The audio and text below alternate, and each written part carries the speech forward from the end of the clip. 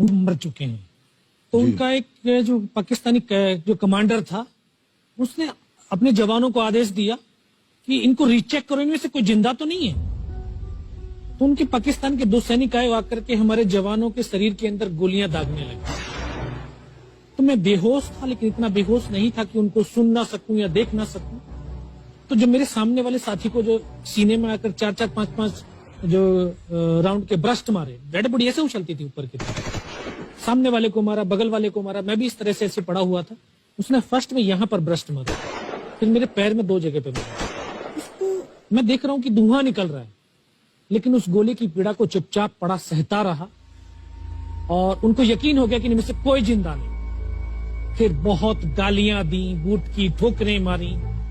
काफी देर के बाद में उनका जो कमांडर था उसने बोला कि इनके वेपन उठा लो, और नीचे जो हिंदुस्तान का पोस्ट है उसके ऊपर दूसरे जो उनके साथी थे उनको सूचना दिया, उसके ऊपर कब्जा हमला कर दो।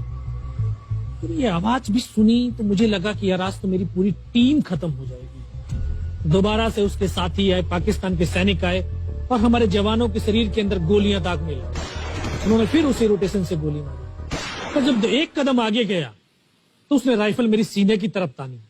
तब मुझे लगा यार अब नहीं बचूंगा, लेकिन कहते हैं कि जाको राखे साइयां मार सके ना कोई। जब उसने गोली चलाई तो यहाँ पे पर्स में 5-5 रुपए के कुछ सिक्के भी थे। जब गोली जाकर के सिक्कों पे टकराई तो मुझे भी आभास हुआ कि तो मर गया। पाकिस्तान का दूसरा सैनिक आया, उसने आकर के मेरा AK-47 उठाया और वापस मुड़ा तो उसका पैर मेरे पैर से टकराया हो। तब मुझे लगा कि यार मैं तो जिंदा हूं।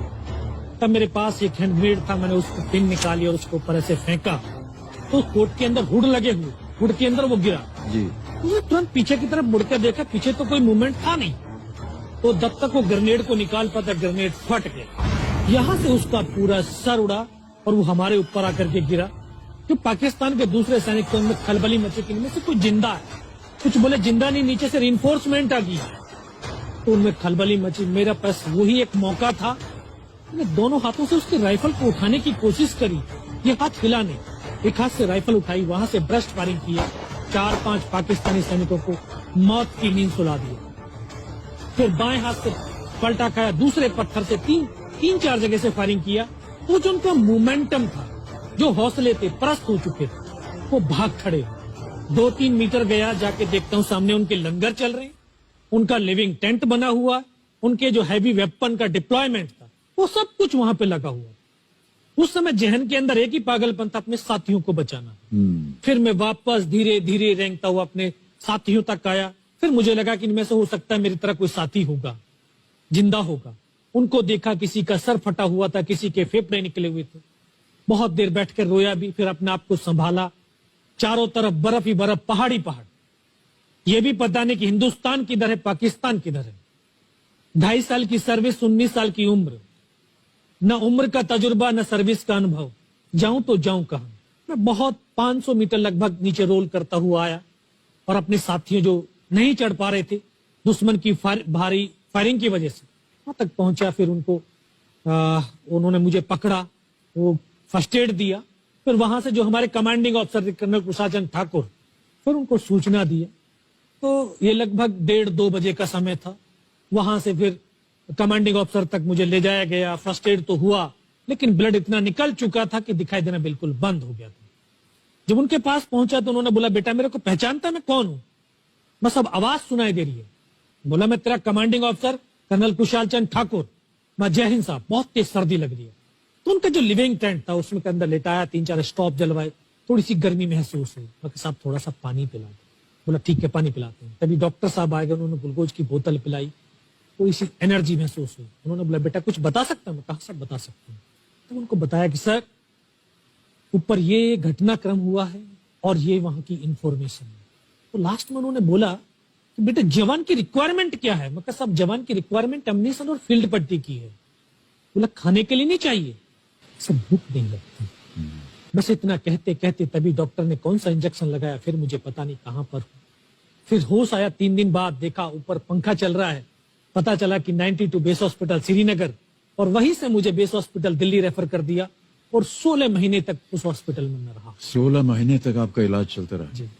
और वहीं पर हॉस्पिटल में ही मुझे पता चला कि 15 अगस्त 1999 को जब ये परमवीर चक्र का जो अनाउंसमेंट हुआ तो वो वहां पर ही मुझे पता चला। या सर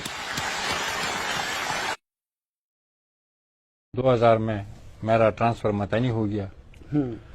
मतनी ताने में 2007 से हालात जो है वो ख़राब हो गई, उधर ये तालिबानाइजेशन शुरू हो गई और 2008 में जी मुझ पर मतनी में खुदकश हमला हुआ। एक खुदकुश को पकड़ने के दौरान उसने मुझे देखती ही अपने आप को ब्लास्ट किया। अच्छा, अल्लाह ताला की फजल करम से मैं तो बच गया, लेकिन हमारे 10 बंदे जो है वो इसमें लग गई जी। 4-5 शहीद हो गए और 4-5 जो है वो जख्मी हो गए और मैं बिल्कुल मुजज़ाना तौर पर बच गया उसमें। फिर उसके बाद 2009 में जी मुझ पर 4-5 हमले हुए, धमाके हुए, उसमें भी अल्लाह ताला ने मुझे बिल्कुल जिंदा और सलामत रखा।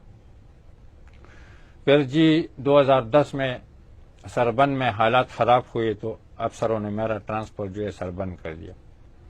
सरबन में भी जी मुझ पर दिन में 3-3 धमाके होते रहे और बड़ा धमाका 2014 में मुझ पर सरबन बाजार में हुआ, जो कि खुदकुश ने अपने साथ 4 माटर गोले बांध रखे थे और 14 किलो बारूद अपने बदन के साथ पेवस कर रहे थे।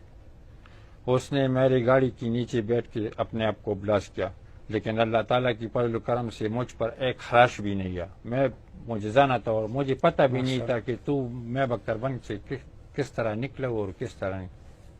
और जब मैं नीचे निकला तो सारी लाशें थी जी। तकरीबन 100 बंदे उस धमाके में जी लग गए थे। फिर इसके बाद जी मेरा ट्रांसफ़र फिर 2012 में मतनी दोबारा कर दिया गया। दोबारा जी इस रात के वक्त में गश्त पे था कि तालिबान ने मुझे जिंदा पकड़ने की कोशिश की और तकरीबन 5 किलोमीटर में नाकाबंदी की गई थी मेरे जिंदा पकड़ने के लिए। जैसा ही मैं उन मुकाम तक पहुंचा तो 40-45 बंदे एकदम रोड पर आ गए और आती ही हमने उस पर फायरिंग शुरू कर दिया और देखती 20-25 बंदों को हमने उन लोगों से मारा। फायरिंग में मैं भी सख्त लग गया। 3 गोली मेरे सर में लगी, 11 गोली मेरे पाँव भी लगी। दूसरे दिन मैं होश में आ गया और ताहाल अब भी आपके सामने बैठा हूँ। तकरीबन मुझ पर 100 से ज्यादा हमले हुए हैं। इसमें खुदकुशी भी है, उसमें सादा धमाकी है। उन लोगों ने मेरे 100 से ज्यादा धमाकी जी मेरे साथ, उनकी पैयार भी है, सब कुछ है जी। इसके अलावा तकरीबन 15-20 बार उन्होंने मेरी गाड़ी को रॉकेट से मारा है, मिसाइल से मारा है। मेरे रहने की कमरा को उन लोगों ने मिसाइल पे हिट किया है। उसमें भी मुझे अल्लाह ताला ने बिल्कुल मुजज़ाना तौर पर बच किया है। उस वक्त मैं